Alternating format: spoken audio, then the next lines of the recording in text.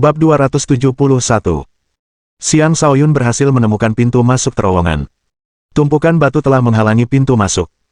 Jika Liang Zuangmin tidak meninggalkan tanda di dekatnya, dia tidak akan bisa menemukan tempat itu lagi dengan mudah. Lagi pula, seluruh area tersebut memiliki topografi yang sama dengan bebatuan di mana-mana. Mungkin karena beberapa kanibal sudah berpatroli di sini belum lama ini, tetapi saat ini tidak ada kanibal di sini meskipun tempat ini sangat dekat dengan sarang para kanibal. Jika dia membuat terlalu banyak suara, dia mungkin akan ditemukan. Karena tidak punya pilihan lain, Xiang Shaoyun menyampaikan perintah kepada Xiong Bao untuk menghentikan para kanibal yang datang ke arah sana.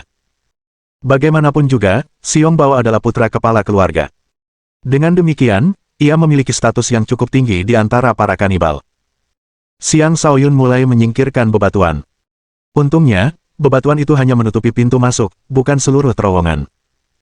Jika tidak, dia bahkan tidak bisa membayangkan berapa lama waktu yang dibutuhkan untuk membersihkan terowongan itu.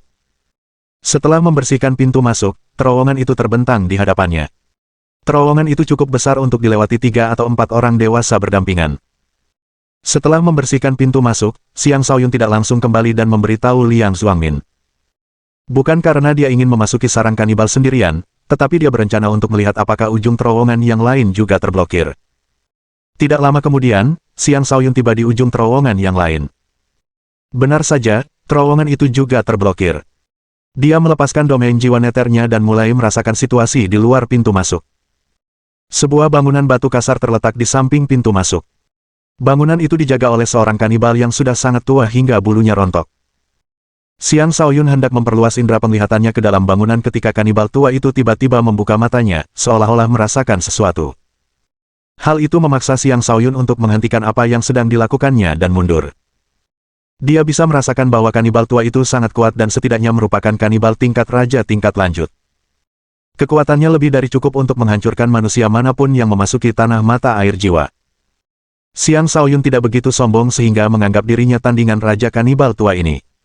Dia menyusuri terowongan dan keluar di ujung lainnya sebelum menuju ke tempat Liang Zuangmin berada.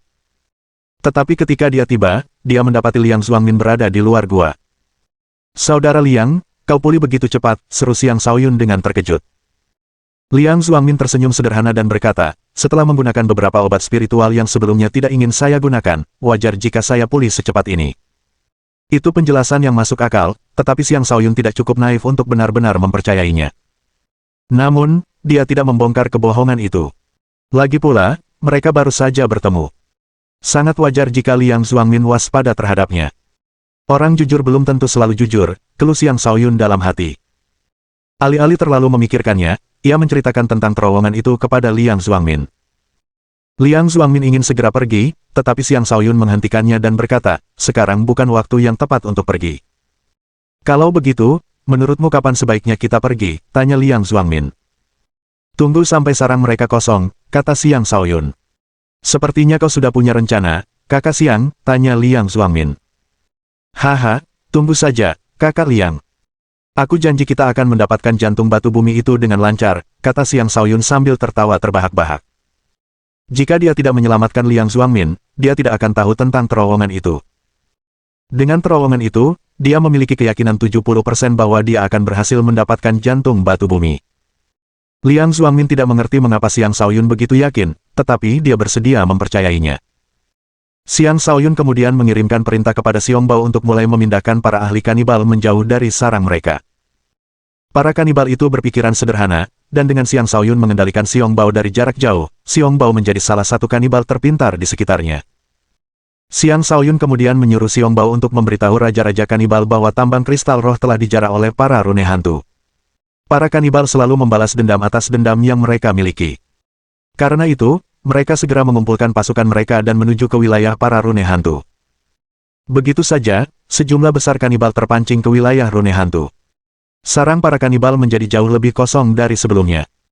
Sekarang jauh lebih mudah untuk menyelinap masuk, tetapi itu masih belum cukup bagi Xiang Shaoyun. Dia membutuhkan lebih banyak kekacauan untuk mengurangi risiko.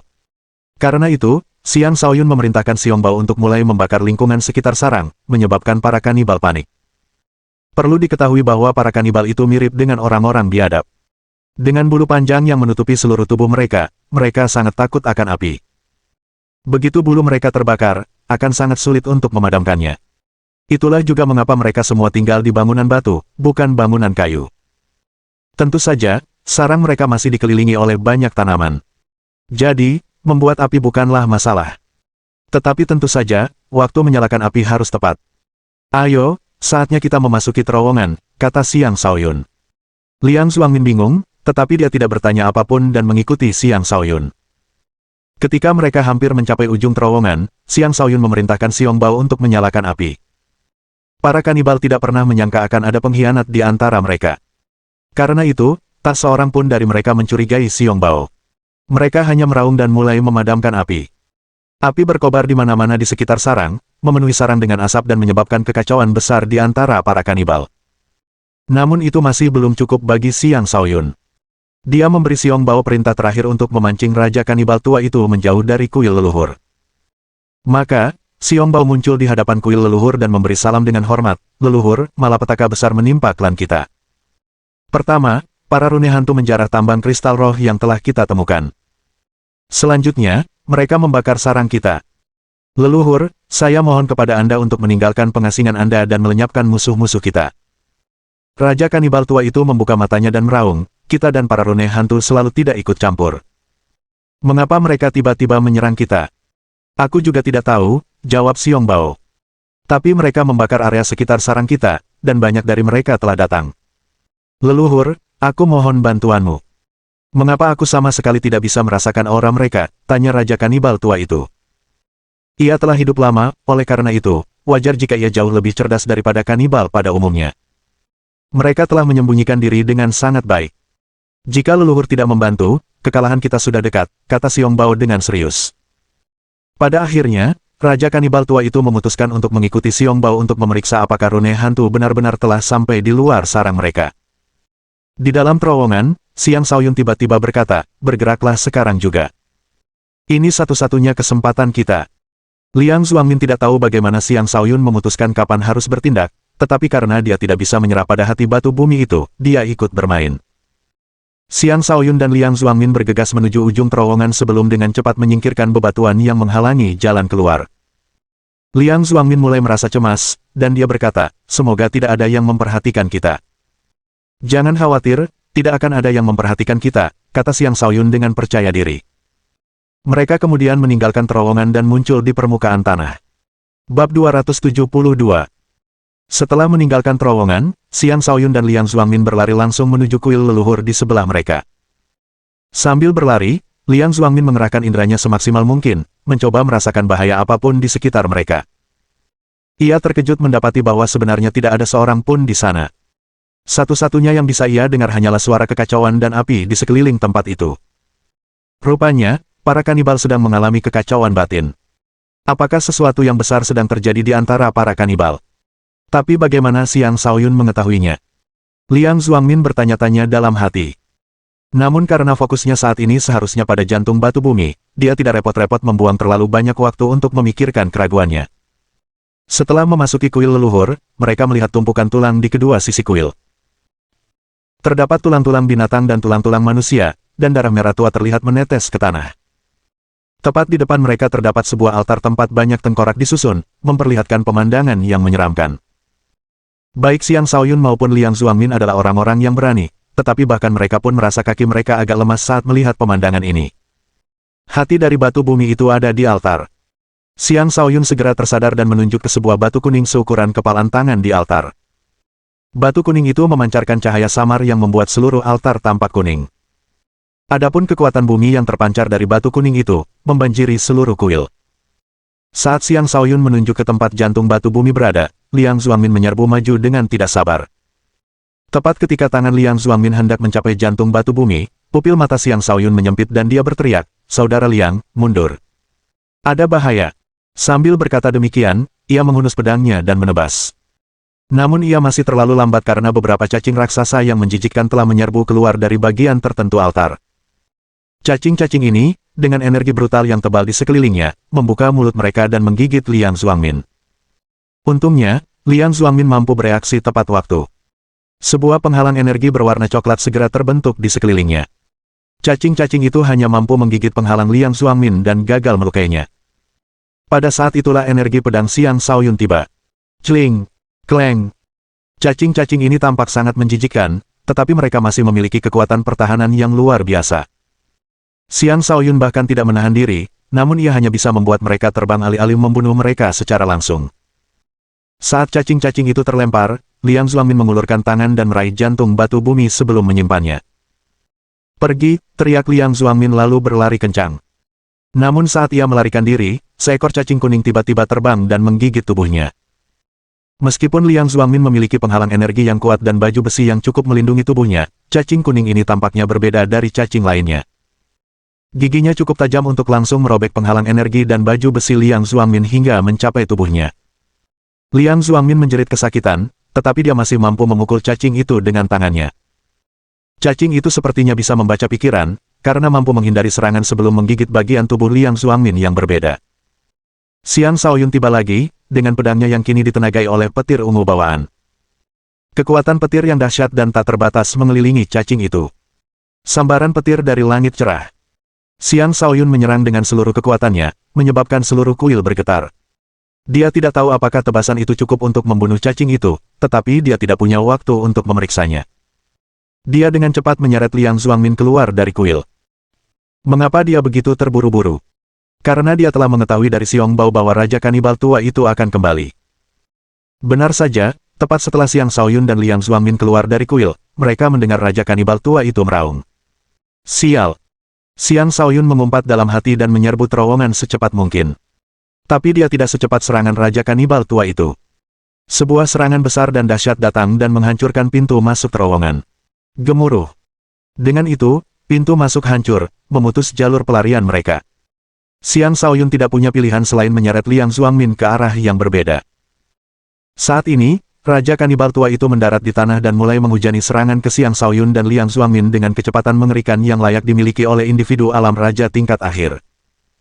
Xiong Bao, bunuh dia. Secepat apapun Xiang Shaoyun, dia tidak akan bisa lebih cepat dari Raja Kanibal tua itu. Karena itu, dia tidak punya pilihan selain mengungkapkan kartu trufnya. Setelah memerintahkan Xiong Bao untuk menyerang, ia mengerahkan seluruh kekuatannya untuk berusaha sekuat tenaga bertahan hidup. Serangan Raja Kanibal tua itu tiba, dan karena Xiang Shaoyun harus melindungi Liang Zuangmin yang terluka, punggungnya terkena serangan. Bang! Xiang Shaoyun dan Liang Zuangmin terhempas ke tanah, sebuah kawah besar muncul di sekitar mereka. Tepat ketika Raja Kanibal tua itu hendak maju, Xiong Bao melancarkan serangan mendadak dari belakangnya. Raja Kanibal tua itu tidak pernah menyangka Xiong Bao akan menyerangnya. Akibatnya, ia dipukul di punggung, membuatnya jatuh ke tanah dan batuk darah. Meskipun ia lebih kuat dari Xiong Bao, ia tetap mengalami cedera serius karena benar-benar lengah. Xiong Bao tidak berhenti hanya dengan satu serangan. Dia terus melancarkan serangan yang lebih banyak lagi.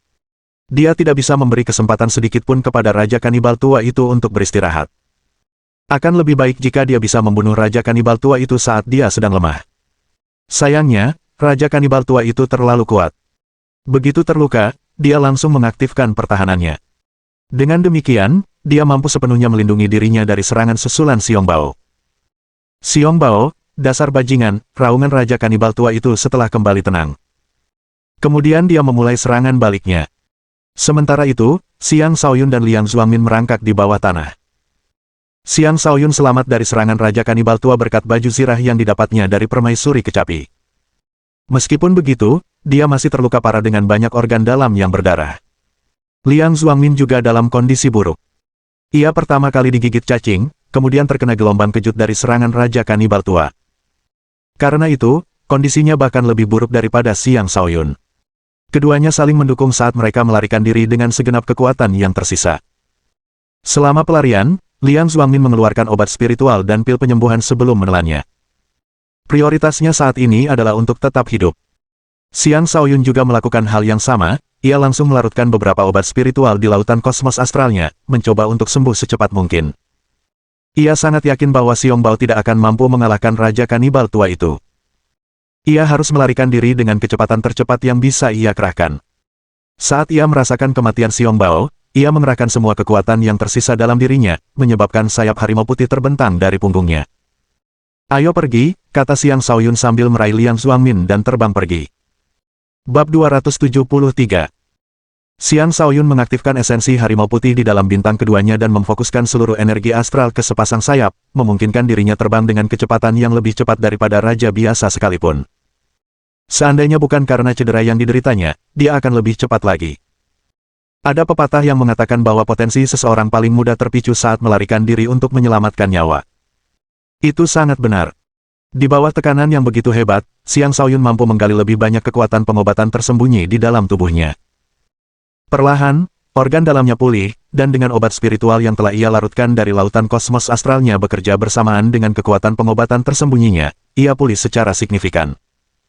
Di belakangnya, raungan Raja Kanibal tua terdengar. Setelah membunuh Xiong Bao, dia sekarang mengejar dua manusia yang melarikan diri. Sialan! Kenapa dia secepat ini? Xiang Shaoyun mengumpat sambil mengerahkan lebih banyak energi untuk meningkatkan kecepatannya. Sayap harimau putih memang layak disebut sebagai kemampuan bawaan para harimau putih. Xiang Shaoyun hanya mampu melepaskan sebagian kecil dari kekuatan sebenarnya dan sudah terbang dengan kecepatan yang luar biasa menakjubkan. Dan karena Raja Kanibal tua itu sudah mengalami beberapa luka, dia gagal mengejar Xiang Shaoyun dengan segera. Saat itu, Liang Zuangmin tiba-tiba berkata, "Lepaskan aku. Aku tidak bisa menyeretmu turun." Dari cara Liang Zuangmin mengucapkan kata-kata itu dalam situasi seperti itu, terlihat bahwa dia adalah orang yang berkarakter baik. Xiang Shaoyun mengabaikannya dan terus terbang dengan kecepatan penuh, tidak berani memperlambat lajunya bahkan untuk sesaat pun. Matilah, manusia. Raja Kanibal tua itu masih berhasil mengejar. Dia mengayunkan gada tulangnya yang mirip tongkat kerajaan ke depan, membuat kepala kanibal yang ganas terbang ke arah keduanya. Dengan domain jiwa neternya, Xiang Shaoyun mampu merasakan serangan yang datang. Meskipun dia tahu serangan itu akan datang, dia tidak punya cara untuk menghindarinya. Satu-satunya yang bisa dia lakukan adalah mengaktifkan ikat kepala jiwa naga neternya untuk melindungi pikiran dirinya dan Liang Zuangmin dari energi brutal tersebut. Gemuruh. Sekali lagi, Xiang Shaoyun dan Liang Zuangmin terkena serangan. Keduanya terguling dari langit. Mereka jatuh dan batuk mengeluarkan banyak darah. Tepat ketika Raja Kanibal tua itu hendak melancarkan serangan lanjutan, siluet seperti hantu muncul dan melemparkan batu besar ke arah Raja Kanibal tua itu. Raja Kanibal tua itu mengayunkan gada tulangnya dan menghancurkan batu besar itu. Tetapi setelah menghancurkan satu batu besar itu, ia mendapati bahwa lebih banyak batu besar berterbangan ke arahnya dari segala arah. Sebuah siluet kecil terlihat melesat di antara batu-batu besar itu. Siluet itu seperti hantu yang sulit dilihat. Namun, sudah pasti bahwa makhluk seperti hantu ini adalah musuh Raja Kanibal tua itu. Jika tidak, makhluk ini tidak akan menyerang. Xiang Shaoyun dan Liang Zuangmin tidak peduli siapa pendatang baru itu. Mereka lebih dari senang melihat seseorang memperlambat gerak Raja Kanibal tua itu. Mereka bangkit berdiri dan mulai melarikan diri lagi. Setelah melarikan diri selama waktu yang tidak diketahui, ketika energi mereka hampir habis, mereka akhirnya ambruk ke tanah. Untungnya, keduanya masih cukup sadar untuk mengingat bahwa sekarang bukanlah waktu untuk kehilangan kesadaran. Keduanya mulai berusaha pulih dari kelelahan dan luka-luka mereka secepat mungkin. Xiang Shaoyun mampu bertahan dari serangan berulang-ulang Raja Kanibal tua berkat baju zirah yang ia terima dari permaisuri kecapi. Baju zirah itu telah menahan sebagian besar kerusakan yang diterimanya. Jika tidak, dia pasti sudah mati sekarang. Dengan melarutkan beberapa kristal spiritual dan obat-obatan spiritual di dalam tubuhnya, ia mengalirkan energinya melalui 9 bintangnya dan mulai pulih dengan cepat. Di sampingnya, Liang Zuangmin tidak menahan diri dan mulai menggunakan teknik pemulihan rahasianya sendiri juga. Keduanya tampak benar-benar lupa di mana mereka berada, sepenuhnya fokus pada pemulihan. Hanya dengan pulih mereka akan memiliki peluang lebih besar untuk bertahan hidup. Sementara itu, beberapa sosok hantu mendekati mereka dari jarak yang tidak terlalu jauh. Semua hantu ini bertubuh mungil. Mereka menyerupai manusia, namun pada saat yang sama, mereka benar-benar berbeda. Mereka memiliki mata besar, kulit gelap, anggota tubuh panjang, dan sepasang sayap seperti kupu-kupu. Di sayap dan wajah mereka, terlihat rune-rune aneh, yang membuat mereka tampak menyeramkan dan menakutkan. Jelas sekali bahwa itu adalah rune hantu. Rune hantu lahir dengan kekuatan jiwa yang unik dan dahsyat yang memberi mereka kemampuan telekinetik. Serangan mereka sangat sulit untuk ditangkis, dan sayap rune hantu mereka juga memiliki beberapa kemampuan aneh. Itulah yang diandalkan oleh Ghost Runes untuk bertahan hidup sebagai sebuah ras. Tentu saja, kelemahan mereka juga cukup jelas. Mereka sangat lemah dalam hal pertahanan dan hampir selalu kalah dalam pertarungan jarak dekat. Beberapa saat yang lalu, mereka telah menemukan Xiang Shaoyun dan Liang Zuangmin. Itulah sebabnya mereka mendekati keduanya tanpa menimbulkan suara. Ini bukanlah wilayah para rune hantu. Melainkan, ini adalah perbatasan wilayah para kanibal, binatang buas iblis, dan para rune hantu. Di sini, ketiga ras tersebut dapat muncul kapan saja. Oleh karena itu, bukanlah hal yang aneh jika sekelompok rune hantu tiba-tiba muncul di sini. Bagaimanapun, kekacauan telah meletus di tanah mata air jiwa dengan invasi manusia dan pergerakan ketiga ras asli tersebut. Ketika rune hantu itu mendekat, mereka mulai berbicara di antara mereka sendiri sambil menunjuk ke arah Xiang Shaoyun dan Liang Xuangmin. Tidak lama kemudian, salah satu dari mereka menggunakan kekuatan jiwanya dan mengangkat dua batang pohon sebelum membantingnya ke arah Xiang Shaoyun dan Liang Xuangmin. Kedua belalai itu tiba tepat sebelum keduanya. Saat keduanya hendak terkena serangan, Xiang Shaoyun bereaksi. Dia menusuk dengan jarinya, mengirimkan dua pancaran jari. Dor! Dor! Kedua batang pohon itu meledak, dan Xiang Shaoyun dapat merasakan rune hantu di sekitarnya dengan jelas menggunakan domain jiwa neternya. Sayangnya, dia masih belum bisa berdiri dan melawan mereka karena dia masih dalam proses mengalirkan energi astralnya. Jika dia melakukannya, lukanya akan semakin parah. Karena itu, dia terpaksa tetap duduk dan bertahan. Rune hantu berhamburan ketakutan ketika serangan itu gagal mengenai sasaran, tetapi ketika mereka menyadari bahwa Xiang Shaoyun dan Liang Xuangmin masih tidak bergerak, mereka mendapatkan kembali sebagian keberanian mereka. Dengan menggunakan kekuatan jiwa mereka mulai mengangkat berbagai benda seperti batu, batang pohon, dan tanah, lalu menghujani Xiang Shaoyun dan Liang Xuangmin dengan benda-benda tersebut. Jelas sekali bahwa tingkat kultivasi rune hantu ini cukup rendah karena serangan mereka sangat lemah dan tidak menimbulkan ancaman bagi Xiang Shaoyun. Masih duduk di tempat yang sama, Xiang Shaoyun dengan susah payah mengangkat pedang petir ungu sebelum menebas semua benda di sekitarnya.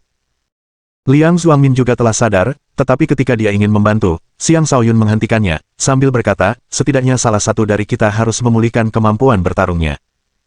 Liang Xuangmin menatap Xiang Shaoyun dalam-dalam sebelum menelan setangkai obat spiritual lagi dan melanjutkan pemulihannya. Luka Xiang Shaoyun lebih parah daripada Liang Xuangmin. Karena itu, ketika ia memaksakan diri untuk bertahan melawan serangan, lukanya semakin parah. Meskipun demikian, ia tetap gigih. Tepat saat ia hendak terjatuh, tiba-tiba terdengar raungan. Para rune hantu gemetar mendengar raungan itu dan melarikan diri jauh. Para rune hantu paling takut pada binatang iblis, karena bakat bawaan mereka tidak terlalu efektif dalam melawan binatang iblis. Namun, kekuatan jiwa mereka adalah senjata yang sempurna melawan para kanibal, sedangkan kekuatan fisik para kanibal adalah senjata yang sempurna melawan binatang iblis. Bisa dikatakan bahwa ketiga ras ini ibarat lingkaran yang berputar saling berlawanan. Bab 274. Rune hantu itu menghilang, dan Xiang Shaoyun hampir saja menghela napas lega ketika dia melihat siluet besar perlahan berjalan ke arahnya dari hutan. Pendatang baru itu adalah seekor harimau iblis. Ia sangat menakutkan dengan taring dan mata merahnya. Bulunya berdiri tegak seperti jarum, tampak gagah dan ganas. Ini adalah harimau tonggos, spesies binatang iblis yang sangat ganas dan memiliki serangan yang kuat. Harimau tonggos ini tampaknya merupakan iblis agung tahap akhir. Saat ini ia sedang mengamati Xiang Shaoyun dan Liang Xuangmin, jelas menganggap mereka sebagai makanan lesat. Kesialan memang datang berpasangan, keluh Xiang Shaoyun tanpa daya. Dengan kemampuan bertarungnya, dia hampir tidak mampu melawan iblis agung biasa. Selain itu, dia harus mampu membunuh dengan satu pukulan telak atau dia akan dirugikan jika pertarungan berlarut-larut. Tetapi tidak akan mudah baginya untuk menghadapi iblis agung tingkat lanjut kecuali dia bersedia menghabiskan seluruh energinya sekali lagi. Sekarang giliranmu beristirahat, saudara Xiang. Serahkan harimau ini padaku, kata Liang Xuangmin, yang akhirnya membuka matanya. Xiang Shaoyun melambaikan tangannya dan berkata, fokuslah pada pemulihan. Kurasa aku bisa bertahan, tapi lebih baik jika kau menutup pendengaranmu dulu. Liang Xuangmin terdiam, merasa menyesal karena ketidakmampuannya untuk memberikan bantuan apapun. Dalam hati, ia berkata pada dirinya sendiri, inilah teman yang patut dihargai. Dia menggenggam erat jantung batu bumi itu dan menyerap sebagian kecil kekuatannya. Seketika, energinya melonjak, memungkinkannya untuk pulih lebih cepat. Tanpa membuang waktu, dia fokus untuk pulih lagi. Dia percaya bahwa Xiang Shaoyun akan mampu menghadapi harimau itu. Dia masih bisa bertindak jika kemudian dia mengetahui bahwa Xiang Shaoyun tidak mampu bertahan lagi. Harimau bergigi tonggos itu akhirnya menyerang. Dengan raungan, ia menyerbu Xiang Shaoyun dan Liang Xuangmin. Xiang Shaoyun melancarkan metode kultivasinya dalam diam, sepenuhnya mengaktifkan esensi harimau putih dan energi harimau putih di dalam bintang keduanya, menyebabkan penampakan harimau putih muncul di belakangnya. Mengaum. Ia membuka mulutnya dan mengeluarkan serangan suara dari mulutnya. Itu adalah kemampuan raungan harimau. Tampaknya kemampuan itu mengejutkan seluruh dunia ketika muncul, dan bahkan Liang Zuangmin pun sangat ketakutan karenanya. Untungnya, ia sudah menutup telinganya. Jika tidak, raungan itu pasti akan melukainya. Ketika harimau bergigi tonggos yang sedang menyerang itu merasakan aura Raja Harimau, ia langsung berhenti bergerak, dan ekspresi takut muncul di matanya. Aku adalah teman dari klan Kaisar Iblis. Aku tidak ingin merusak hubunganku dengan klan harimau. Pergilah, kata Xiang Shaoyun dengan nada lembut. Satu-satunya alasan dia berbicara dengan nada yang begitu lembut adalah karena dia telah kelelahan akibat auman itu. Dia tidak bisa berbicara dengan keras sekarang meskipun dia menginginkannya. Mata harimau bergigi tonggos itu mulai berkedip-kedip saat terus mengamati penampakan harimau putih di belakang Xiang Shaoyun. Keraguan terpancar di wajahnya. Xiang Shaoyun sangat gugup. Dia menggenggam erat pedang petir ungunya dan menjaga energi internalnya tetap mengalir tanpa henti, bersiap untuk bereaksi saat harimau bergigi tonggos itu menyerang. Akhirnya, harimau bergigi tonggos itu berbalik dan pergi. Xiang Shaoyun sama sekali tidak menyangka rencananya akan berhasil. Tanpa membuang waktu, dia kembali memasuki fase pemulihan. Namun tak lama kemudian, harimau bertaring besar itu kembali lagi. Kali ini, Liang Zuangmin membuka matanya dan berkata, biar aku yang menanganinya. Setelah menyerap sebagian kekuatan jantung batu bumi, Liang Zuangmin telah memulihkan sekitar sepertiga kemampuan bertarungnya. Luka-lukanya juga sedikit sembuh, dan dia tidak lagi tak berdaya seperti sebelumnya. Tidak, jangan bertindak gegabah. Itu mungkin tidak akan membahayakan kita, kata Xiang Shaoyun. Ia dapat melihat bahwa harimau bergigi tonggos itu membawa seekor antelop 5 warna di mulutnya dan tampaknya tidak akan menyerang. Harimau bergigi tonggos itu berjalan lurus ke arah Xiang Shaoyun sebelum meletakkan antelop 5 warna itu di depannya. Antelop 5 warna adalah spesies binatang iblis dengan kekuatan menyerang yang hampir tidak ada, namun memiliki daging yang merupakan bahan optimal untuk penyembuhan dan pemulihan. Apakah ini untukku? Tanya Xiang Shaoyun. Harimau bergigi tonggos itu mulai berbicara dalam bahasa manusia, ya. Kau adalah teman klan Kaisar Iblis. Jika demikian, kau juga teman klan saya. Terima kasih, Xiang Shaoyun mengucapkan terima kasih dengan penuh rasa syukur. Sungguh beruntung baginya menerima perawatan dari seekor harimau iblis dalam kondisinya saat ini. Adapun Liang Zuangmin, ia menghela napas lega sementara rasa ingin tahunya terhadap Xiang Shaoyun semakin bertambah. Xiang Shaoyun telah berhasil memimpin penyerangan mereka ke kuil leluhur para kanibal dan merampas jantung batu bumi dari mereka. Dia juga bisa terbang, dan sekarang, dia bahkan bisa membangun hubungan persahabatan dengan seekor harimau iblis. Semua itu adalah prestasi yang tidak mungkin dicapai oleh orang biasa. Dan Xiang Shaoyun telah mencapai semuanya. Semuanya begitu sulit dipercaya. Liang Zuangmin akhirnya mengerti mengapa pavilion memberikan Xiang Shaoyun tanah kelas 1, dan dia menyadari bahwa ini bukan orang yang hanya mengandalkan koneksinya. Xiang Shaoyun juga cukup cakap. Karena Xiang Shaoyun tidak dapat segera mulai menyiapkan kijang untuk dimakan, ia menyuruh harimau tonggos untuk berjaga-jaga sementara ia dan Liang Zuangmin melanjutkan pemulihan. Harimau tonggos itu tidak menolak permintaan tersebut dan berbaring tidak jauh dari keduanya. Dengan penjaga baru ini, baik Xiang Shaoyun maupun Liang Zuangmin merasa jauh lebih tenang. Mereka memfokuskan seluruh perhatian pada pemulihan, dan setelah 1 hari, mereka telah pulih secara signifikan. Meskipun mereka belum kembali ke kondisi puncak, mereka sekarang cukup kuat untuk melindungi diri mereka sendiri. Hal pertama yang dilakukan Xiang Shaoyun setelah bangun dari meditasinya adalah memanggang kijang 5 warna. Tak lama kemudian, aroma harum mulai tercium di udara. Baik dia maupun Liang Zuangmin sangat lapar. Mereka masing-masing merobek 1 kaki kijang dan mulai melahapnya. Xiang Shaoyun tidak melupakan harimau tonggos itu dan melemparkan setengah dari kijang 5 warna panggang. Harimau tonggos itu tidak ragu-ragu. Setelah menggigit daging dan merasakan betapa lezatnya, ia mulai melahap daging itu dan menghabiskan setengah kijang dalam sekejap. Saat Xiang Shaoyun makan, dia bisa merasakan vitalitasnya pulih. Dia menerapkan metode kultivasinya dan mengirimkan energi tersebut ke arah lukanya, semakin menyehatkan dan membantu penyembuhannya lebih cepat. Antelop 5 warna memang merupakan makanan yang sangat baik untuk pemulihan. Setelah Xiang Shaoyun dan Liang Zuangmin selesai beristirahat, mereka pun berdiri. Liang Zuangmin menatap Xiang Shaoyun dan berkata, "Saudara Xiang, kita selamat karena kamu. Jantung batu bumi akan diberikan kepadamu." Sambil berkata demikian, ia tanpa ragu menyerahkan jantung batu bumi itu kepada Xiang Shaoyun. Jelas sekali bahwa ia adalah orang yang berkarakter luar biasa. Sambil memandang jantung batu bumi itu, Xiang Shaoyun menggelengkan kepalanya. Jantung batu bumi ini lebih penting bagimu. Simpanlah untuk dirimu sendiri. Tidak. Tanpa dirimu, aku tidak akan bisa mendapatkan jantung batu bumi ini sama sekali. Aku tidak bisa menyimpannya, kata Liang Zuangmin dengan keras kepala. Xiang Shaoyun menjawab dengan serius, aku tidak mengolah kekuatan bumi. Kau juga tahu itu, kan?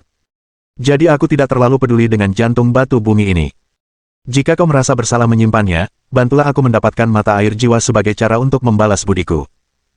Liang Zuangmin sangat gembira mendengar kata-kata itu. Dia menjawab, baiklah, aku akan membantumu mendapatkan mata air jiwa dengan segenap kekuatanku. Bab 275. Jantung batu bumi, harta karun yang dapat membantunya memasuki alam langit, sangat penting bagi Liang Zuangmin. Karena Xiang Shaoyun bersedia memberikannya kepadanya, pendapat Liang Zuangmin tentang Xiang Shaoyun meningkat pesat, dan ia bahkan memiliki keinginan untuk menjadikan Xiang Shaoyun sebagai saudara angkatnya. Saat pikiran itu terlintas di benaknya, dia langsung mengatakannya, saudara Xiang, kita merasa seperti sahabat karib meskipun baru saja bertemu. Aku juga sangat berhutang budi padamu karena telah menyelamatkan hidupku berkali-kali. Apakah kau bersedia menjadi saudara angkatku? Xiang Shaoyun tidak menyangka hal itu akan terjadi, tetapi memiliki Liang Zuangmin sebagai saudara angkat sangatlah berharga karena karakternya yang luar biasa. Dia mengangguk, tentu saja. Aku juga berpikir demikian. Haha, luar biasa. Aku, Liang Zuangmin, dengan ini bersumpah bahwa Xiang Shaoyun adalah saudara angkatku. Mulai hari ini dan seterusnya, kita akan menikmati semua berkah dan menanggung semua kemalangan bersama. Jika aku mengingkari sumpah ini, semoga aku mati dengan jantungku tertusuk 1000 anak panah. Liang Zuangmin mengucapkan sumpah dengan sungguh-sungguh. Dengan nada hikmat yang sama, Xiang Shaoyun bersumpah, aku, Xiang Shaoyun, dengan ini bersumpah bahwa Liang Zuangmin adalah saudara angkatku. Mulai hari ini dan seterusnya, kita akan menikmati semua berkah dan menanggung semua kemalangan bersama. Jika aku mengingkari sumpah ini, semoga langit menghukumku sampai mati. Hahaha. Karena aku beberapa tahun lebih tua darimu, mulai sekarang kau harus memanggilku kakak, kata Liang Zuangmin dengan gembira. Ingatlah untuk menjaga adikmu di masa depan, kakak, kata Xiang Shaoyun sambil tersenyum. Tentu saja aku akan melakukannya. Setelah perjalanan ini selesai, aku akan langsung menyerbu alam langit. Di masa depan, ketika aku menjadi kaisar, aku akan membantai siapapun yang berani menindas adikku, nyata Liang Zuangmin dengan gagah berani. Xiang Shaoyun dapat merasakan ketulusan Liang Zuangmin, dan kehangatan menyelimuti hatinya. Sudah sangat lama sejak terakhir kali ia merasakan hal seperti ini. Ini adalah persahabatan sejati antara saudara. Sementara itu, pertempuran sengit sedang berlangsung di lokasi yang tidak terlalu jauh dari Xiang Shaoyun dan Liang Zuangmin. Jika Xiang Shaoyun berada di sana, dia pasti akan mengenali bahwa Hua Honglou dan sekitar selusin anggota Red House berada di sana. Saat ini mereka sedang terlibat pertempuran dengan sekitar beberapa lusin rune hantu. Belum lama ini, klan merah telah memanen mata air jiwa. Setelah Hua Honglou menjauhkan mata air jiwa itu, mereka dikelilingi oleh sekelompok rune hantu. Saat ini dia sedang berusaha mencari jalan keluar bersama orang-orangnya, tetapi jumlah rune hantu terus bertambah. Serangan tak berwujud mereka sangat sulit untuk ditangkis, dan banyak anggota Red House yang terluka parah atau tewas. Kalian semua, pergi. Aku akan menjaga kalian dari belakang, teriak Hua Honglou dengan putus asa. Dia menari-nari dengan pedangnya, mengirimkan banyak energi pedang berapi ke arah rune hantu di sekitarnya. Dia kuat, tetapi tidak satu pun rune hantu yang mendekatinya. Mereka hanya mengandalkan kekuatan jiwa mereka untuk mengangkat banyak benda sebelum melemparkannya ke arahnya. Selain itu, rune di sayap mereka tampaknya mampu menimbulkan halusinasi, memungkinkan mereka untuk menyerang dan memanfaatkan lawan manapun yang menjadi korban sayap mereka. Kakak, abaikan kami dan pergilah sendiri, kata anggota Red House. Tidak. Kalian semua, pergi. Ini perintah, kata Hua Honglou sambil mengerutkan kening. Sambil berbicara, dia menari-nari menghindari berbagai serangan yang dilancarkan oleh rune hantu. Pedang apinya berayun-ayun, menebas semua yang terbang ke arahnya. Namun, beberapa rune hantu memiliki kekuatan jiwa yang menakutkan. Benda-benda yang mereka lemparkan memiliki kekuatan yang tidak kalah dengan serangan seorang ahli alam transformasi tingkat puncak. Itulah mengapa Hua Honglou adalah satu-satunya yang memiliki harapan untuk selamat dari serangan itu, dan bukan anggota Red House lainnya. Saat Hua Honglou lengah karena berusaha melindungi rakyatnya, dia hampir terkena serangan. Yang menjengkelkan dari lawan-lawan ini adalah kenyataan bahwa ketika dia mencoba mendekati dan membunuh para Ghost Rune, mereka terbang ke langit, membuatnya benar-benar tak berdaya melawan mereka. Setelah bertahan cukup lama, banyak luka tertancap di tubuhnya. Semakin banyak anggota Red House yang juga gugur. Tentu saja, bukan berarti Hua Honglou tidak memiliki hasil panen sendiri. Beberapa rune hantu yang lebih lemah juga telah dibunuh olehnya. Beberapa anggota Red House mulai menggunakan busur dan anak panah, memaksa rune hantu untuk menjauh dari mereka. Mereka bertempur sambil mundur, dan hanya sekitar 7 atau 8 orang yang selamat hingga mencapai perbatasan ketiga wilayah tersebut. Ini adalah tempat yang dihuni oleh binatang buas iblis, dan karena itu, para rune hantu tidak berani mengejar lebih jauh. Tepat ketika Hua Honglou dan kelompoknya hendak beristirahat, sekelompok orang tiba tanpa suara. Haha, sepertinya orang-orang di Cloud Margin Pavilion telah mendapatkan sesuatu, terdengar tawa lantang. Kemudian, sekelompok orang yang menunggangi kelelawar darah iblis muncul di atas orang-orang di Rumah Merah. Jelas sekali mereka adalah orang-orang dari perkumpulan darah iblis. Ada sekitar 20 orang, masing-masing mengenakan pakaian bela diri hitam sambil memancarkan aura jahat. Hua Honglou mengangkat kepalanya dan mendengus, kami belum mendapatkan apapun, tetapi kami melihat mata air jiwa tidak jauh di depan di wilayah rune hantu. Jika Anda tertarik, Anda mungkin masih bisa sampai di sana tepat waktu. Kau Hua Honglou dari pavilion tepi awan, tanya pemimpin kelompok masyarakat darah iblis. Dia mengenakan topeng setengah wajah yang hanya memperlihatkan separuh wajahnya. Dia adalah ahli alam transformasi tingkat puncak yang dikenal sebagai wajah iblis, dan statusnya di masyarakat darah iblis hanya berada di urutan kedua setelah peri iblis. Jelas, dia tidak akan jauh lebih lemah dari Hua Honglou. Ya, Hua Honglou mengangguk. Orang bilang wanita dengan payudara besar itu bodoh, dan sepertinya kau tidak terkecuali. Serahkan mata air jiwa yang ada padamu dan bersenang-senanglah denganku. Jika kau melakukannya, aku akan mengampunimu. Jika tidak, hehe, jangan salahkan kami karena bersikap kejam, kata wajah iblis sambil tertawa mesum. Bajingan! Beraninya kau menghina kakak perempuan kami. Turunlah ke sini kalau kau berani. Aku, Beren Hua, akan melumpuhkan kalian semua, teriak seorang pria dari Rumah Merah. Pria ini adalah kultivator alam transformasi tingkat 8, dan dia tidak lebih lemah dari 4 penjaga agung aliansi petir. Dia juga seorang pengagum Hua Honglou. Karena kau ingin mati, aku akan memenuhi keinginanmu, kata wajah iblis sambil mencibir. Orang-orang dari perkumpulan darah iblis kemudian mulai berdatangan. 2 dari mereka menyerang Beren Hua dengan menunggang kuda. Menyerang dari udara, mereka memiliki keunggulan atas Beren Hua. Anggota perkumpulan darah iblis lainnya juga mulai menyerang. Hua Honglou ingin melindungi rakyatnya, tetapi wajah iblis menghentikannya. Pergi sana, teriak Hua Honglou sambil mengayunkan pedangnya ke arahnya. Maka, pertempuran pun meletus di antara keduanya. Mereka berimbang, tetapi karena Hua Honglou cukup kelelahan setelah merebut mata air jiwa sebelumnya dan bahkan menderita beberapa luka dalam, dia dengan cepat terpaksa berada dalam posisi yang tidak menguntungkan. Ratapan teman-temannya terdengar berulang kali, dan dia mencoba membantu mereka ketika mendengar jeritan menyedihkan mereka. Gangguan itu memungkinkan Devil Face untuk memukulnya dengan keras dan membuatnya terpental. Aku ingin bersikap baik, tapi kau menolak. Baiklah, hari ini, biarkan tuan muda ini merasakan bagaimana rasanya diperkosa, kata si wajah iblis sambil berjalan selangkah demi selangkah menuju Hua Honglou, nafsu terpancar di seluruh wajahnya. Karena Hua Honglou telah merobek sebagian pakaiannya akibat perkelahian itu, sebagian kulitnya yang seputih salju terlihat oleh dunia luar. Hal itu, ditambah dengan payudaranya yang montok, sangat mampu membangkitkan nafsu. Sekalipun aku harus mati, aku tidak akan membiarkanmu menang, teriak Hua Honglou, mempersiapkan diri untuk menghadapi kematian. Tepat ketika si wajah iblis hendak melanjutkan serangannya, sebuah suara malas terdengar di udara, kau adalah pelayan tuan muda ini. Tanpa persetujuanku, siapa yang berani membunuhmu? Bab 276. Orang yang berbicara itu tak lain adalah Xiang Shaoyun yang baru saja tiba. Ketika dia dan Liang Zuangmin merasakan pertempuran yang sedang berlangsung, mereka menyembunyikan kehadiran mereka dan datang dengan diam-diam. Inilah pemandangan yang mereka lihat ketika tiba. Si wajah iblis tidak menyangka seseorang akan mengganggu kesenangannya. Ketika dia berbalik dan melihat bahwa pendatang baru itu hanyalah 2 manusia dan 1 harimau, dia menghela napas lega. Ketika Hua Honglou melihat Xiang Shaoyun, dia berteriak, pergi. Mereka masih punya banyak orang. Dia tahu Xiang Shaoyun kuat, tetapi kelompok perkumpulan darah iblis memiliki lebih banyak orang dan tidak ada satu pun dari mereka yang lemah. Dia tidak percaya bahwa kelompok Xiang Shaoyun yang terdiri dari 3 orang akan mampu menandinginya, dan dia tidak ingin melihat mereka mati sia-sia. Ya, dengarkan dia dan enyahlah. Tuan muda ini dengan murah hati akan mengampuni nyawa kalian. Berhenti merusak kesenanganku, kata wajah iblis dengan tatapan menghina. Aku ingat membunuh banyak bajingan dari perkumpulan darah iblis 10 tahun yang lalu. Hari ini, sekelompok bajingan baru muncul lagi di hadapanku. Lihat bagaimana kakekmu akan memberimu pelajaran, teriak Liang Zuangmin sambil menyerbu keluar dan menyerang. Setelah beristirahat, ia telah memulihkan sekitar 70% kemampuan bertarungnya. Hanya 70% itu sudah cukup baginya untuk menghadapi kultivator alam transformasi manapun.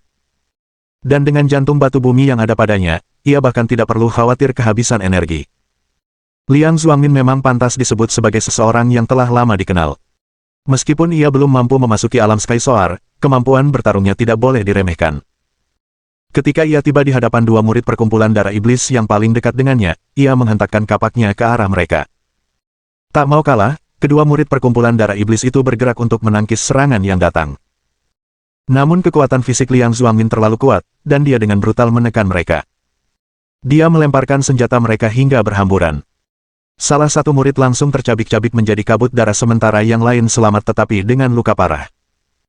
Sebelum yang selamat sempat bersukacita karena selamat, kapak mengerikan Liang Zuangmin menghantamnya lagi, menghancurkan dia dan tunggangannya menjadi tumpukan daging cincang. Liang Zuangmin menyerang dengan cara yang sangat kasar, tetapi ada rasa tanpa batas yang muncul dari perubahan kompleksitas menjadi kesederhanaan dalam serangannya. Para kultivator biasa bahkan tidak bisa dibandingkan dengannya. Setelah Liang Zuangmin membunuh dua anggota perkumpulan darah iblis berturut-turut, anggota perkumpulan darah iblis lainnya menyerangnya. Lapisan penghalang energi muncul di sekitar Liang Zuangmin, melindunginya seperti benteng yang tak tertembus. Alih-alih membantu Liang Zuangmin, Xiang Shaoyun berjalan menuju Hua Honglou selangkah demi selangkah. "Nak, kau tahu siapa aku?" tanya si wajah iblis. Dia sama sekali tidak tampak peduli bahwa teman-temannya sedang dibunuh. Dari sini, jelas terlihat betapa kejamnya anggota perkumpulan darah iblis. "Mengapa aku harus mengenal orang yang sudah mati?" tanya Xiang Shaoyun. "Hahaha, bagus sekali. Kalian orang-orang dari paviliun tepi awan semuanya sangat sombong, tapi sayang sekali tak satu pun dari kalian memiliki kekuatan untuk mendukung kesombongan kalian. Kelelawar iblis, makan dia," perintah wajah iblis. Dia mengirimkan tunggangannya untuk menguji kekuatan lawannya alih-alih menyerang secara pribadi. Kelelawar darah iblis ini bukanlah makhluk lemah karena ia sudah berada di puncak tingkat iblis agung ke-8. Kultivator alam transformasi tingkat ke-9 biasa akan kesulitan melawannya. Kelelawar itu melesat langsung ke arah Xiang Shaoyun, mencakarnya dengan cakar tajamnya. Sebelum Xiang Shaoyun sempat berbuat apa-apa, harimau tonggos di sampingnya meraung dan menyerbu. Harimau tonggos itu melompat ke langit, dan dalam sekejap mata, sudah beberapa meter jauhnya dari tanah. Ia tiba sebelum kelelawar itu dan menyerang. Kelelawar itu sangat ketakutan dan mengeluarkan ratapan mengerikan dari mulutnya sambil mencakar harimau bergigi tonggos, cakarnya bersinar dengan cahaya tajam. Kelelawar darah iblis itu masih unggul di udara dan mampu menghindari diseret jatuh oleh harimau, dan malah meninggalkan beberapa bekas luka berdarah pada harimau tersebut. Harimau bergigi tonggos itu hanyalah iblis agung tingkat 7. Di darat, ia akan dengan mudah mencabik-cabik kelelawar itu, tetapi kelelawar itu tidak cukup bodoh untuk meninggalkan langit. Ia terbang kemana-mana, menukik ke arah harimau berulang kali sambil sesekali memuntahkan energi korosif yang sangat kuat, energi darah iblis, dari mulutnya. Harimau bergigi tonggos itu kesulitan melawan lawannya ini, dan sepertinya ia tidak akan bertahan lama. "Haha, harimau iblismu itu bukan apa-apa, ya." Wajah iblis tertawa angkuh. "Oh, begitu." Xiang Shaoyun tersenyum acuh tak acuh. "Apakah kau buta? Tidakkah kau lihat bahwa kelelawarku sudah membunuh harimaumu?" kata wajah iblis. "Satu-satunya yang kulihat hanyalah kelelawarmu yang hampir tercabik-cabik oleh tungganganku," kata Xiang Shaoyun sebelum tiba-tiba meraung ke arah harimau bergigi tonggos dan kelelawar darah iblis. Mengaum. Gelombang suara mematikan yang dihasilkannya menyebabkan seluruh area mulai bergetar, dan karena menjadi target utama raungan tersebut, kelelawar itu terkejut dan mulai jatuh dari langit. Harimau bergigi tonggos itu memanfaatkan kesempatan ini dan menerjang kelelawar itu dengan seluruh kekuatannya. Bagian vital kelelawar itu digigit, menyebabkannya meraung kesakitan sambil meronta. Sayangnya, gigitan itu sangat kuat, dan kecil kemungkinan kelelawar itu bisa melepaskan diri. "Bajingan!" Wajah iblis akhirnya murka. Dengan teriakan, dia menyerbu ke arah kedua binatang buas itu dengan gerakan kaki yang lincah. Namun Xiang Shaoyun muncul di hadapannya dan berkata, "Akulah lawanmu." "Matilah kau," kata wajah iblis sambil mendengus dingin sebelum mencakar Xiang Shaoyun. Cakar darah iblis. Dilapisi dengan energi hitam dan merah, sepasang cakar yang menyeramkan itu melesat ke arah Xiang Shaoyun. Wajah iblis adalah ahli alam transformasi tingkat puncak, sekaligus raja perang. Serangannya sangat menakutkan dan dahsyat, dan cakarnya dapat dengan mudah merobek gunung. Teknik cakar. "Tentu, aku akan ikut bermain," kata Xiang Shaoyun dengan senyum acuh tak acuh sambil membalas dengan teknik cakarnya sendiri. Banyak cakar berterbangan kemana-mana, merobek udara. Bahkan pepohonan dan bebatuan di dekatnya pun hancur berkeping-keping oleh energi cakar yang sangat besar. Karena Xiang Shaoyun tidak dalam kondisi prima, ia tidak mampu mengalahkan lawannya secara instan. Namun, teknik 7 cakar matahari membara miliknya lebih unggul daripada cakar darah iblis. Ditambah dengan pengalaman tempurnya yang kaya dan kemampuan visualnya yang luar biasa, ia mampu melawan Devil Face hingga mencapai kebuntuan. Sementara itu, Hua Honglou akhirnya mendapat kesempatan untuk menelan setangkai obat spiritual untuk menyembuhkan dirinya.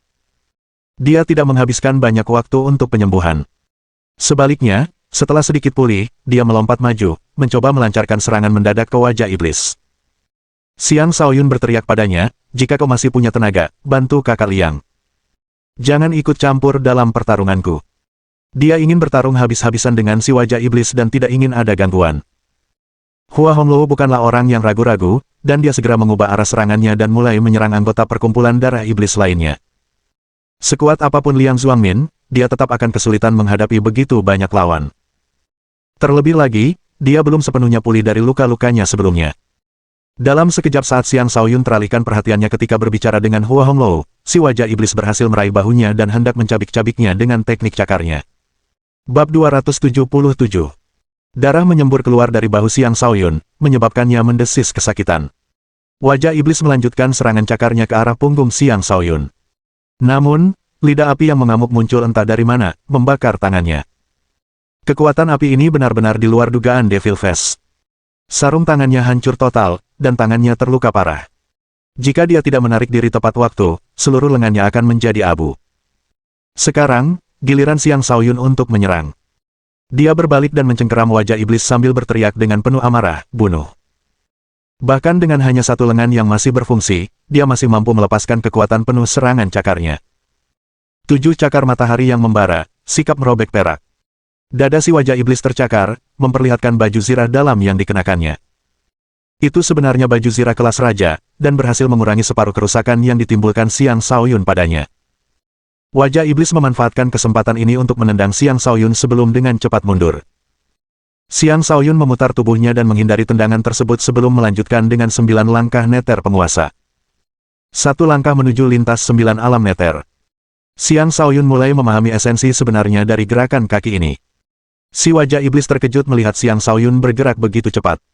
Dan sebelum dia sempat menyerang, serangan Xiang Shaoyun tiba. Tinju petir. Xiang Shaoyun mengubah kuda-kuda cakarnya menjadi kuda-kuda tinju. Saat petir ungu bawaan menyembur dari tubuhnya, tinjunya melesat seperti sambaran petir yang tak terbendung. Bang! Pukulan itu mengenai sasaran, menyebabkan seluruh tubuh Devil Face mati rasa. Para ahli alam transformasi biasa pasti sudah mati sekarang, tetapi Devil Face mampu bertahan hidup dengan mengandalkan kekuatannya sendiri dan baju zirah kelas rajanya. Sayangnya, dia tetap tidak bisa menghindari kekalahan. Satu-satunya alasan Xiang Shaoyun menggunakan teknik yang berbeda adalah agar dia bisa menembus pertahanan wajah iblis dengan kekuatan petir. Pada saat yang sama, dengan melumpuhkan refleks wajah iblis dengan petir, dia kemudian bisa terus menyerang dan menghabisi lawannya. Dia terus maju, kembali mengambil posisi cakar dan menyerang. Kali ini, dia menggunakan kekuatan api Yun dan mencakar lengan wajah iblis, membalas serangan wajah iblis sebelumnya di bahunya. Api Yun memang layak disebut api inti bumi milenium dengan kekuatan luar biasa yang ditunjukkannya. Pertama, lengan Devil Face terkoyak. Kemudian, lengannya dibakar. Rasa sakit menyerangnya, menyebabkan ratapan yang memilukan keluar dari mulutnya. Dia berjuang untuk memadamkan api, tetapi usahanya sia-sia. Xiang Shaoyun tidak memaksa. Dia mencibir dan berkata, "Jika kau bisa memadamkan api ini, aku akan mengampunimu." Begitu Devil Face mendengar kata-kata itu, dia menebas lengannya yang terbakar dengan tangan lainnya. Ahahaha. Dia memotong lengannya sendiri, ratapan pilunya kembali menggema di udara. Sejumlah besar darah menyembur keluar dari lengannya yang terputus tanpa henti. Terlepas dari penderitaannya, wajah iblis telah menyelamatkan hidupnya dengan apa yang dilakukannya. Jika dia lebih lambat 1 detik saja, api akan menyebar ke seluruh tubuhnya. Pada saat itu, kematian pasti akan terjadi. Bisa dikatakan bahwa wajah iblis adalah orang yang sangat tegas. "Aku akan mengingat ini," kata si wajah iblis. Menahan rasa sakit, dia menatap Xiang Shaoyun untuk terakhir kalinya sebelum mundur. Alih-alih mengejar sendiri, Xiang Shaoyun menyuruh harimau tonggos itu untuk melakukannya. Wajah iblis berteriak panik, kukira kau akan mengampuniku. Ya, aku mengampunimu, tapi aku tidak bisa berbuat apa-apa jika dia tidak, kata Xiang Shaoyun tanpa malu-malu. Devil Face berlari sekuat tenaga, tetapi harimau bertaring besar itu jauh lebih cepat. Karena kehilangan banyak darah, kemampuan bertarung Devil Face juga menurun drastis. Dengan demikian, dia bahkan bukan tandingan harimau bertaring besar itu. Ah! Aku akan membalas dendam, meskipun aku harus kembali sebagai hantu, teriak wajah iblis. Meskipun Devil Face masih memiliki beberapa kartu truth, dia tidak akan mampu menggunakan satupun darinya dalam kondisi luka parah yang dideritanya. Pada akhirnya, Devil Face berakhir di perut harimau bertaring besar itu. Kau sendiri yang menyebabkan ini, kata Xiang Shaoyun dingin. Dia telah mengalami banyak hal selama 2 tahun terakhir. Bersikap baik kepada musuh sama artinya dengan bersikap kejam kepada diri sendiri. Dia tidak akan mudah memaafkan seperti dulu. Sekarang, dia akan membalas siapapun yang berani menyinggung perasaannya. Sementara itu, anggota perkumpulan darah iblis lainnya dipukul mundur oleh Liang Zuangmin dan Hua Honglou. Baik Liang Zuangmin maupun Hua Honglou adalah raja perang. Sedangkan untuk kelompok perkumpulan darah iblis, hanya wajah iblis yang memiliki kemampuan tempur serupa. Dengan demikian, tidak ada yang bisa menandingi serangan keduanya. Namun, Liang Zuangmin dan Hua Honglou tidak sepenuhnya tanpa cedera. Liang Zuangmin sekali lagi telah mengerahkan seluruh energinya, dan 3 luka dalam muncul di tubuhnya. Jika bukan karena jantung batu bumi yang ada padanya, dia pasti sudah pingsan sekarang. Kondisi Hua Honglou juga tidak lebih baik. Punggung dan pahanya dipenuhi luka, dan organ dalamnya juga terluka parah. Begitu musuh mundur, dia langsung jatuh ke tanah. Xiang Shaoyun segera bergegas dan menjaga mereka berdua sampai mereka pulih. Jika aku memiliki mata air penyembuhan yang baik seperti susu batu berusia ribuan tahun, aku akan dapat mempercepat pemulihan ini secara signifikan, pikir Xiang Shaoyun dalam hati. Dalam lingkungan mereka saat ini atau lingkungan lain yang serupa, jika seseorang terluka dan tidak dapat pulih tepat waktu, keadaan akan menjadi sangat berbahaya. Itulah mengapa Xiang Shaoyun mendambakan mata air yang mampu menyembuhkan. Namun, mata air seperti itu sangat langka, dan hanya mereka yang memiliki keberuntungan luar biasa yang dapat memperolehnya. Sementara Liang Zuangmin dan Hua Honglou sedang memulihkan diri, Xiang Shaoyun juga sedang memulihkan diri. Salah satu lengannya terluka parah, tetapi untungnya, tulangnya masih utuh. Jika tidak, lengan itu kemungkinan besar akan lumpuh. Dia menghancurkan beberapa ramuan dan membalut lengannya. Kemudian dia mengeluarkan cincin penyimpanan yang diberikan harimau bergigi tonggos kepadanya sebelumnya. Orang ini ternyata punya cincin penyimpanan. Sepertinya identitasnya tidak sederhana, keluh Xiang Shaoyun sebelum mengirimkan kesadarannya ke dalam cincin tersebut. Tak lama kemudian, isi di dalam cincin itu terungkap di hadapannya.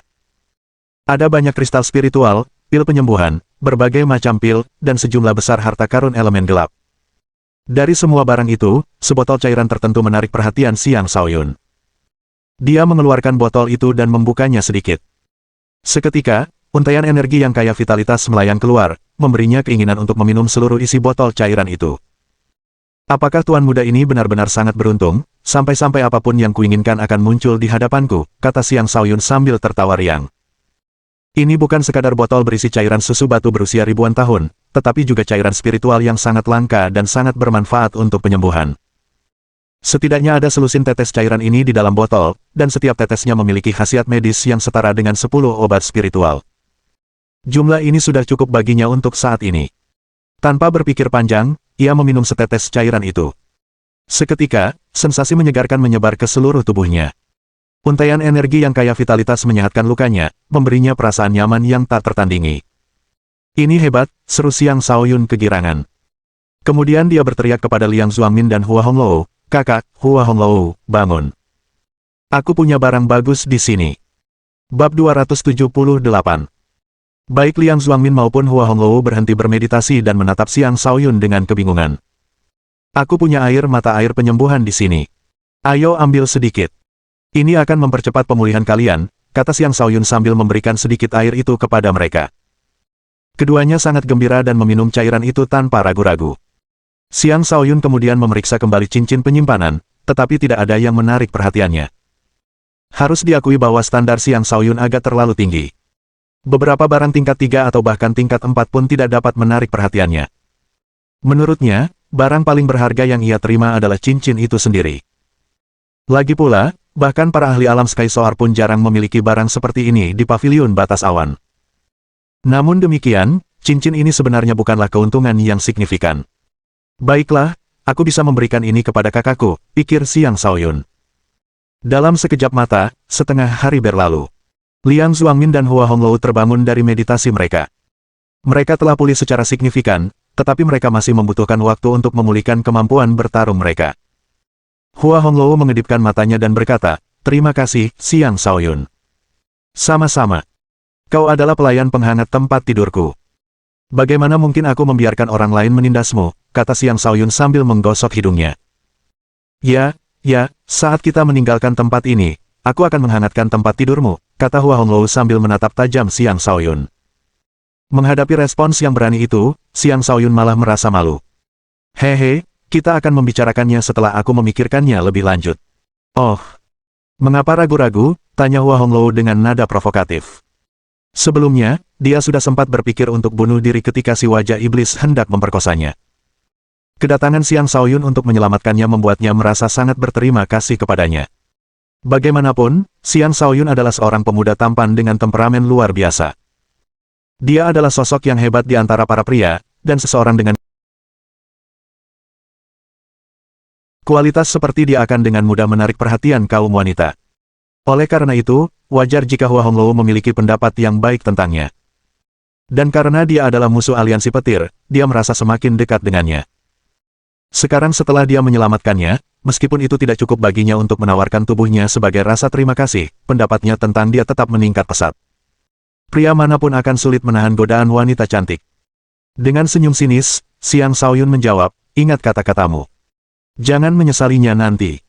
"Aku, Hua Honglou, tidak pernah melakukan sesuatu yang akan kusesali," tegas Hua Honglou.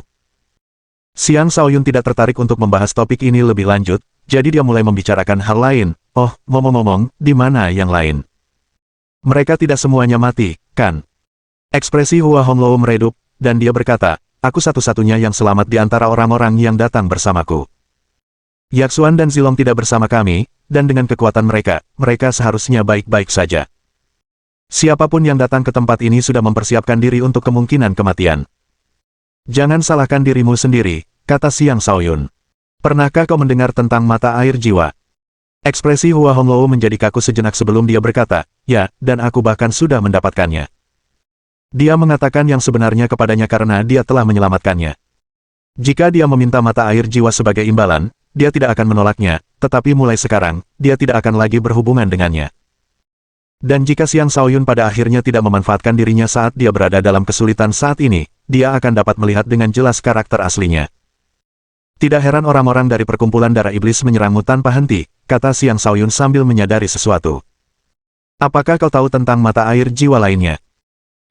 Apakah kau tidak ingin mata air jiwa itu ada padaku?" tanya Hua Honglou, sedikit terkejut. "Oh, tentu, jika kau ingin memberikannya padaku, aku tidak keberatan," kata Xiang Shaoyun. "Mimpi saja," kata Hua Honglou. "Aku hanya menemukan mata air jiwa ini secara kebetulan. Banyak orangku yang terbunuh, dan jika kau ingin menemukan mata air jiwa lain, aku khawatir kau harus masuk lebih dalam ke wilayah rune hantu." Liang Zuangmin menyela dan berkata, "Tidak seperti mata air biasa, mata air jiwa tidak akan terkonsentrasi di area umum yang sama. Seperti kabut, mereka melayang ke sana kemari. Umumnya, orang hanya bisa mengandalkan keberuntungan untuk menemukannya. Tetapi tentu saja, semakin dalam seseorang masuk ke wilayah rune hantu, semakin tinggi peluang untuk menemukannya." "Apa? Mata air jiwa bisa terbang sendiri? Apakah itu mungkin? Lalu, tahukah kau dari mana asalnya?" tanya Xiang Shaoyun. Hua Honglou menggelengkan kepalanya karena tidak tahu, tetapi Liang Zuangmin berbicara setelah terdiam sejenak, "Mungkinkah sebenarnya ada kolam besar air mata air jiwa di zona tertentu di wilayah rune hantu? Mata air jiwa yang kita temukan di luar hanyalah riak dari kolam itu yang dikirim keluar oleh kekuatan tertentu." Hua Honglou tersentak, jika itu benar, berarti ada kekayaan besar yang menunggu di dalam wilayah rune hantu. Jika mereka bisa mendapatkan seluruh kolam air mata air jiwa, mereka akan mampu menciptakan sejumlah besar ahli alam langit. Sayangnya, tempat ini hanya bisa dimasuki oleh mereka yang berada di alam transformasi dan di bawahnya. Namun, ada raja di antara rune hantu, dan dengan kemampuan mereka untuk menyerang jiwa seseorang secara langsung dengan kekuatan jiwa mereka, tidak ada kultivator alam transformasi yang bisa melawan mereka. Jika seseorang ingin masuk lebih dalam ke wilayah rune hantu, menghadapi serangan jiwa dari raja-raja rune hantu adalah hal yang tak terhindarkan. Dan itu adalah sesuatu yang tidak dapat diatasi oleh kultivator alam transformasi manapun. Xiang Shaoyun tiba-tiba teringat akan batu pembangkit jiwa yang disebutkan Hua Cheng kepadanya. Ia berpikir dalam hati, mungkin batu pembangkit jiwa itu juga terletak di tempat yang sama. Setelah sedikit berbincang tentang rune hantu dengan Hua Honglou, ia memutuskan untuk berangkat menuju wilayah rune hantu bersama Liang Zuangmin. Hua Honglou, kau sudah memiliki mata air jiwa. Apakah kau masih akan ikut bersama kami ke wilayah rune hantu? Atau kau ingin pergi? Tanya Xiang Shaoyun. Negeri mata air jiwa akan tetap buka selama sebulan. Selama periode ini, orang dapat masuk dan keluar dengan bebas. Tetapi setelah keluar, seseorang tidak dapat masuk kembali dan perlu menunggu pembukaan berikutnya dalam 10 tahun untuk masuk lagi. Karena Hua Honglou sudah memiliki mata air jiwa, pilihan yang bijak adalah pergi dan menerobos ke alam langit di dunia luar. Itu akan menjadi pilihan yang jauh lebih baik dibandingkan tetap tinggal di sini di mana bahaya bisa datang kapan saja. Aku akan ikut dengan kalian. Masih banyak saudara dan saudari dari Rumah Merah di sini. Aku tidak bisa meninggalkan mereka semua begitu saja, kata Hua Honglou dengan serius. Baiklah, kalau begitu mari kita pergi bersama, kata Xiang Shaoyun. Hua Honglou memiliki kemampuan bertarung yang mengesankan, jadi bukan berarti dia akan menjadi beban baginya. Saat mereka berangkat, ia menjadi penasaran bagaimana Liang Zuangmin dan Xiang Shaoyun bisa bepergian bersama. Liang Zuangmin adalah seorang jenius dari generasi sebelumnya, dan bahkan Raja Petir Muda dan Raja Elang Muda pun tidak dapat dibandingkan dengannya di masa lalu. Sayangnya, tingkat kultivasinya stagnan selama 7 tahun penuh, dan akhirnya ia dilampaui oleh rekan-rekannya. Namun di negeri mata air jiwa ini, Liang Zuangmin jelas termasuk yang terkuat yang ada. Bahkan si bocah petir pun akan takut padanya. Lagi pula, Liang Zuangmin pernah dikenal sebagai kultivator alam transformasi nomor 1. Bab 279. Xiang Shaoyun, Liang Zuangmin, dan Hua Honglou sedang menuju ke tempat rune hantu. Alih-alih terburu-buru, mereka berjalan dengan langkah lambat sambil memulihkan diri dan mendiskusikan cara menghadapi rune hantu tersebut. Rune hantu mampu terbang. Hal itu saja sudah akan menimbulkan masalah besar bagi banyak kultivator, menempatkan banyak rune hantu dalam posisi tak terkalahkan saat menghadapi kultivator manusia. Pada umumnya, hanya pengguna busur atau panah otomatis yang mampu menimbulkan ancaman bagi mereka. Xiang Shaoyun mengeluarkan panah otomatis dari cincin penyimpanan wajah iblis, dan setelah beberapa pengujian, ia menemukan bahwa panah otomatis itu sangat kuat, mampu mencapai jarak setidaknya beberapa ratus meter. Dia sangat gembira atas penemuan itu dan memberikan busur panah itu kepada Hua Honglou. Ini hadiahmu. Kau gila. Ini senjata terbaik untuk menghadapi rune hantu. Setelah memberikannya padaku, apa yang akan kau lakukan nanti, kata Hua Honglou dengan tidak percaya. Dia mungkin mendambakan busur panah itu ketika melihat betapa efektifnya alat itu, tetapi tidak pernah terlintas dalam pikirannya bahwa dia akan memberikannya kepadanya. Gadis bodoh. Kau adalah pelayan penghangat ranjangku. Bagaimana mungkin aku membiarkanmu benar-benar tak berdaya, kata Xiang Shaoyun sambil tersenyum tipis. Kalau kau mengatakannya seperti itu, justru itu alasan mengapa aku tidak seharusnya menerimanya. Bagaimana mungkin seorang pelayan mengambil senjata yang diandalkan tuannya untuk membela diri, bantah Hua Honglou meskipun ia sangat tersentuh oleh hadiah itu. Xiang Shaoyun tidak berkata apa-apa dan langsung menyelipkan busur panah itu ke tangan Hua Honglou. Saat itu, Liang Zuangmin tersenyum dan berkata, kakak ipar, terima saja. Kakakku memberikannya sebagai tanda kasih sayang. Tubuh Hua Honglou menegang sesaat, dan dia tersipu ketika mendengar itu. Ketika dia menatap Xiang Shaoyun lagi, emosi yang berbeda terlihat di matanya. Kakak, apa yang kau bicarakan, gerutu Xiang Shaoyun. Kemudian dia menyerahkan cincin penyimpanan itu kepada Liang Zuangmin dan berkata, ini untukmu. Seketika, ekspresi berlebihan muncul di wajah Liang Zuangmin. Shaoyun, apa kau tahu ini apa? Apa kau yakin memberikannya padaku? Liang Zuangmin berteriak panik. Tentu saja aku tahu apa itu. Bagaimana mungkin aku bisa mengambil sesuatu darinya jika aku tidak tahu, kata Xiang Shaoyun sambil tersenyum. Kau adalah kakakku. Tidak masalah sama sekali jika aku memberikan sesuatu seperti ini padamu. Lagi pula aku tidak membutuhkannya. Dia telah mengambil beberapa item elemen gelap dari cincin itu. Adapun barang-barang lainnya seperti kristal roh, senjata, dan sebagainya, semuanya ditinggalkan untuk Liang Zuangmin. Meskipun barang-barang ini tidak menarik perhatiannya, bukan berarti barang-barang itu tidak berharga. Sebaliknya, bagi kultivator alam transformasi lainnya, itu adalah kekayaan yang cukup besar. Semakin Hua Honglou mendengarkan, semakin iri hatinya, tetapi dia juga tahu bahwa dia seharusnya bahagia dengan apa yang dimilikinya. Jika suatu hari nanti dia benar-benar menjadi wanita Xiang Shaoyun, pria itu juga akan bermurah hati padanya. Semakin lama, ia merasa bahwa Xiang Shaoyun seperti kolam yang dalam dan tak terbaca. Ia sama sekali tidak mengerti mengapa Xiang Shaoyun menunjukkan ketidakpedulian terhadap harta karun itu. Ia mengira telah mengetahui segalanya tentang Xiang Shaoyun dari apa yang diceritakan Li Yaxuan kepadanya. Ia bahkan tahu bagaimana Xiang Shaoyun mendapatkan simpati dari permaisuri kecapi. Namun, dilihat dari tingkah laku Xiang Shaoyun, dia jelas bukan orang dari kota kecil. Bahkan, tingkah lakunya lebih mirip murid atau tuan muda dari sebuah organisasi besar. Liang Zuangmin menatap Xiang Shaoyun dalam-dalam, dan ketika melihat ketulusan di wajah Xiang Shaoyun, ia menerima cincin itu.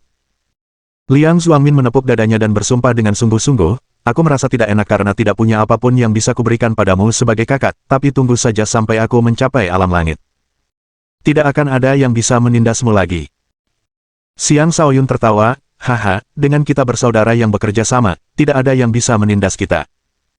Para pahlawan perkasa, jangan lupa untuk menjaga wanita lemah sepertiku, goda Hua Honglou. Tentu saja.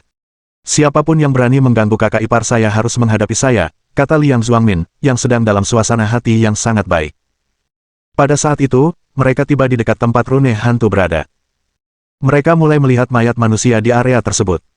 Melihat bagaimana orang-orang itu dibunuh dengan dilempari benda, jelas bahwa mereka dibunuh oleh rune hantu. Kakak Honglou, hati-hati. Mereka ada di sini, ingatkan Xiang Shaoyun. Biarkan aku membunuh mereka semua, kata Hua Honglou. Banyak anggota Red House telah terbunuh oleh rune hantu, dan dia menyimpan dendam terhadap mereka. Tidak, kita tidak akan membuang waktu dengan mereka. Langsung saja menerobos. Target kita adalah mata air jiwa, bukan membunuh mereka, kata Xiang Shaoyun sambil menggelengkan kepalanya. Kemudian dia memimpin jalan bersama harimau bergigi tonggos. Seperti sihir, mereka menghindari semua rune hantu dan langsung menuju ke kedalaman wilayah tersebut. Setelah melakukan perjalanan beberapa saat, mereka melihat sekelompok manusia diserang oleh beberapa rune hantu. Manusia-manusia itu tampaknya dalam keadaan yang sangat buruk saat itu. Tetapi karena mereka bukan dari paviliun batas awan, kelompok Xiang Shaoyun tidak ikut campur. Semakin dekat mereka ke tempat rune hantu itu berada, semakin sulit bagi Xiang Shaoyun untuk menghindari rune hantu tersebut dengan indranya. Akhirnya, dia tidak lagi bisa menghindarinya. Lagi pula, jumlah ghost rune jauh lebih banyak daripada manusia di sini. Tidak akan mudah untuk terus bersembunyi dari mereka di wilayah mereka. Beberapa lusin ghost rune menyerang, dan pertempuran besar pun meletus. Aku akan bertahan dari serangan mereka. Kalian berdua serang, kata Liang Zuangmin, berdiri di barisan paling depan. Dia membangun dinding energi kuning, melindungi Xiang Shaoyun dan Hua Honglou. Dor! Dor! Banyaknya benda yang dilemparkan oleh rune hantu berhasil diblokir oleh Liang Zuangmin seorang diri. Di belakangnya, Hua Honglou menyerang berulang kali dengan panahnya. Gesek! Gesek! Seketika itu juga, banyak rune hantu berjatuhan dari langit. Beberapa rune hantu menyerang dari belakang, mengirimkan banyak batu besar terbang ke arah mereka. Batu-batu itu dihantam dengan serangan telapak tangan Xiang Shaoyun dan langsung hancur. Kelompok yang terdiri dari 3 rune ini memang merupakan kelompok terkuat, mampu dengan mudah mengalahkan kelompok rune hantu yang menyerang. Ini menyegarkan. Dengan kita bertiga bekerja sama, kita akan bisa langsung maju ke tempat rune hantu, kata Liang Zuangmin dengan penuh semangat. Kurasa tidak. Jangan lupakan raja-raja rune hantu. Mereka mampu menyerang jiwa seseorang secara langsung.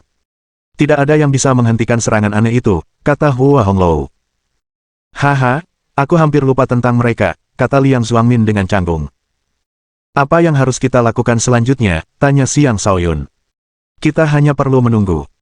Jika kita cukup beruntung dan ada mata air jiwa yang kebetulan terbang di atas, kita akan bisa mendapatkannya, kata Hua Honglou. Tunggu. Tapi bukankah itu terlalu bergantung pada keberuntungan? Jika tidak ada mata air jiwa yang terbang di atas, kita akan menunggu dengan sia-sia, kata Xiang Shaoyun dengan muram. Kau tak perlu khawatir soal itu. Setiap 2 atau 3 hari sekali, mata air jiwa akan berterbangan dari berbagai arah.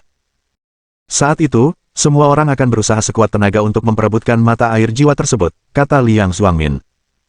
Begitu, kata Xiang Shaoyun sambil menyadari sesuatu. Namun, dia tetap tidak menyukai perasaan hanya menunggu tanpa melakukan apapun. Ikutlah denganku. Aku tahu tempat di mana kemungkinan menemukan mata air jiwa lebih tinggi. Tapi persaingannya juga akan ketat di sana, kata Liang Zuangmin. Dia pernah berada di negeri mata air jiwa 10 tahun yang lalu. Karena itu, dia bisa memimpin jalan dengan pengalamannya sebelumnya. Bab 280. Di dalam wilayah Gostrone terdapat sebuah tebing, dan di tebing ini terdapat sebuah platform batu yang dikenal sebagai platform pengamatan bulan. Alasan dinamakan demikian adalah karena pada tanggal 15 setiap bulan, seseorang dapat melihat bulan purnama dengan pemandangan terbaik dari platform tersebut. Seseorang akhirnya mengukir kata-kata, platform pengamatan bulan, di atasnya, dan selanjutnya, tebing tersebut dikenal sebagai tebing pengamatan bulan. Tebing itu menghadap langsung ke tempat rune hantu berada, dan sesekali, mata air jiwa acak dapat terlihat melayang di atasnya. Banyak orang telah memperoleh mata air jiwa di sini sebelumnya, dan karena itu, banyak orang berada di sini saat ini. Platform pengamatan bulan itu tidak berukuran tak terbatas, dan karenanya hanya sejumlah orang terbatas yang dapat naik ke platform tersebut. Dan untuk naik, dibutuhkan kekuatan. Saat ini banyak manusia yang saling berebut untuk mendapatkan tempat di platform tersebut. Para anggota sekte pedang tak terhitung jumlahnya, perkumpulan darah iblis, dan organisasi lainnya semuanya berusaha sekuat tenaga untuk naik ke platform. Hingga saat ini, hanya beberapa orang yang berhasil naik ke platform, dan masing-masing dari mereka adalah Raja Perang. Salah satu dari mereka mengenakan pakaian dari rami dengan pedang tergantung di punggungnya. Ia beristirahat dengan mata tertutup dengan sikap acuh tak acuh. Orang ini tak lain adalah Wulong Fei, orang yang dikenal sebagai pedang surgawi terbang. Dia adalah pendekar pedang terkuat dari generasi muda di Sekte Pedang Seribu. Dia telah memahami niat pedang, dan basis kultivasinya sangat kuat.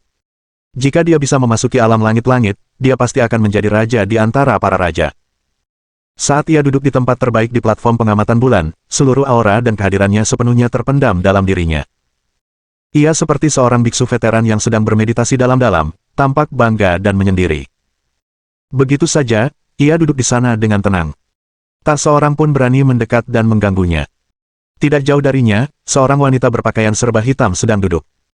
Ia mengenakan kerudung hitam di wajahnya, dan hanya sepasang matanya yang mampu menarik jiwa seseorang yang terlihat. Siapapun yang bertatapan dengannya akan sepenuhnya tertarik tanpa terkendali. Terlebih lagi, ia juga memiliki bentuk tubuh bak jam pasir yang sangat mematikan bagi pria manapun. Dia berdiri di sana menghadap angin dengan rambut panjangnya yang terurai di punggungnya, tampak seperti bunga tunggal yang mempesona. Wanita dengan kemegahan yang tak tertandingi seperti itu tak lain adalah peri iblis dari perkumpulan darah iblis. Selain mereka berdua, ada beberapa pemuda dan pemudi lain yang juga merupakan kultivator luar biasa.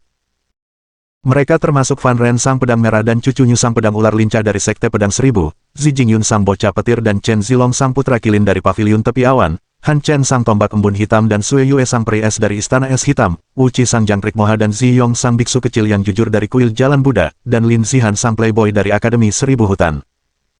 Bisa dikatakan bahwa para pemuda paling berbakat dari berbagai organisasi berkumpul di sini, dan masing-masing dari mereka telah menempati posisi yang baik untuk diri mereka sendiri.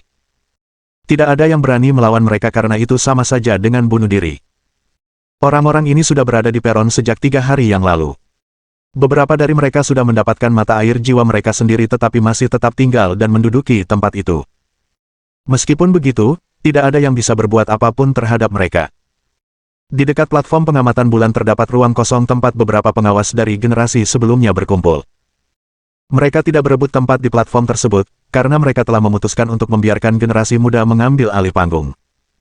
Ruang ini sudah cukup bagi mereka untuk mendapatkan sumber jiwa yang mereka butuhkan. Arus orang yang tak henti-hentinya berusaha mencapai tebing.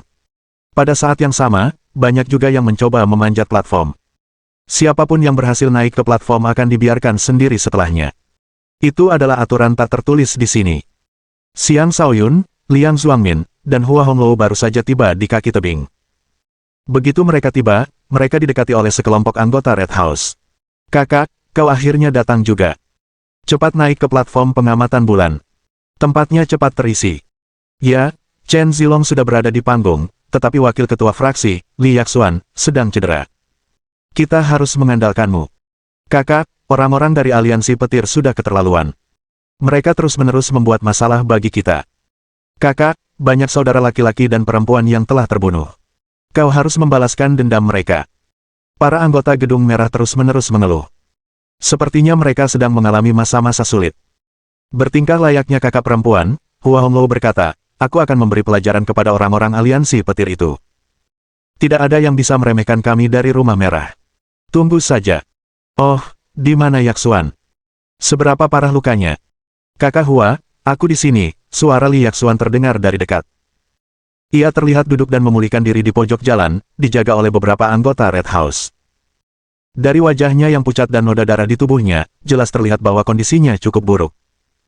Hua Hongluo bergegas mendekat dan bertanya, siapa yang melakukan ini? Dia dan Li Yaxuan praktis seperti saudara perempuan, dan dia tentu saja marah ketika melihat adiknya dalam kondisi yang begitu buruk.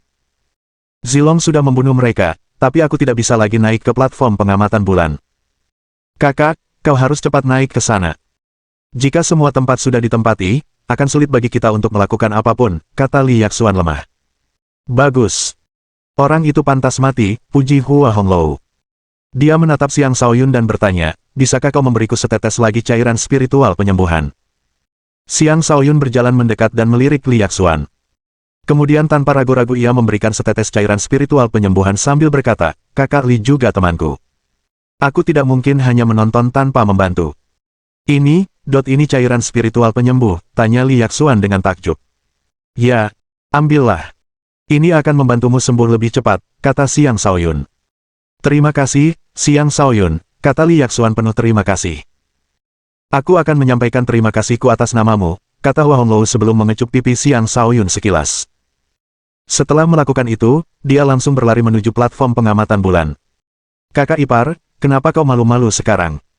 Tunggu, suruh kakak iparmu membantumu, kata Liang Zuangmin sambil mengejar Hua Hongluo. Xiang Shaoyun mengusap pipinya yang masih agak basah dan berkata dengan pasrah, apakah kau berterima kasih padaku atau kau memanfaatkan aku? Setelah meminum setetes cairan itu, Li Yaxuan tersenyum dan berkata, kau mengatakannya seolah-olah kau dilecehkan atau semacamnya.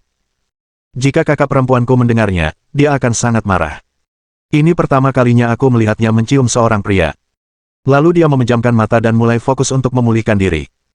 Xiang Shaoyun tidak berlama-lama membahas topik yang sama saat dia berbalik dan melihat banyaknya orang yang berusaha mencapai peron. Itu adalah tebing yang sangat curam, dan hanya ada satu jalan setapak yang terjal menuju puncaknya. Jalan setapak kecil ini dipenuhi orang. Orang-orang yang lemah akan didorong hingga jatuh dan tewas atau dipukuli hingga mati. Itulah mengapa hanya sejumlah kecil orang yang berhasil naik ke platform tersebut. Semua orang di jalan sibuk melakukan sesuatu, entah bertarung, mendaki, atau membantu teman mereka. Singkatnya, situasinya kacau. Liang Zuangmin dan Hua Hongluo langsung melesat ke puncak. Dengan kekuatan tingkat atas mereka, mereka hampir tak terhentikan. Xiang Shaoyun tak menunggu lebih lama lagi dan mulai berlari menuju puncak.